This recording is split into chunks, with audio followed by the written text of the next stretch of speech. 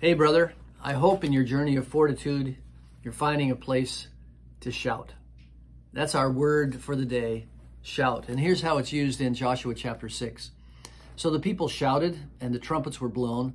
As soon as the people heard the sound of the trumpet, the people shouted a great shout, and the wall fell down flat, so that the people went up into the city, every man straight before him, and they captured the city.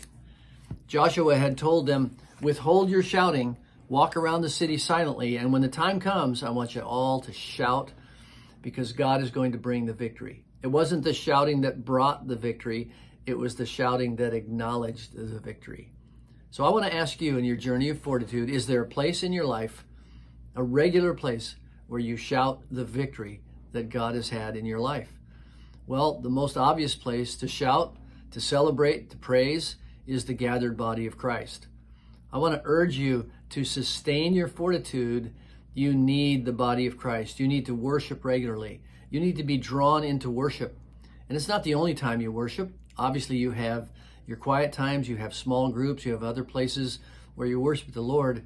But there's a time and a place where we gather together corporately as the body of Christ, and we shout the victories that God has done, the ones that we anticipate and the ones that we've already experienced. In Hebrews chapter 10, it says, don't neglect gathering yourselves together.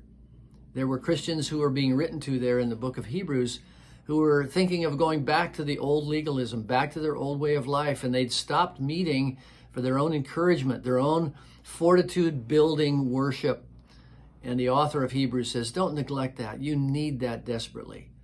Don't we need the places where a gathered body of Christ from all ages, all generations, all ethnic backgrounds come together around one master, and we shout his victory? Here's what it says in Psalm 98. Oh, sing to the Lord a new song, for he has done a marvelous thing. His right hand and his holy arm have worked salvation for him. The Lord has made known his salvation.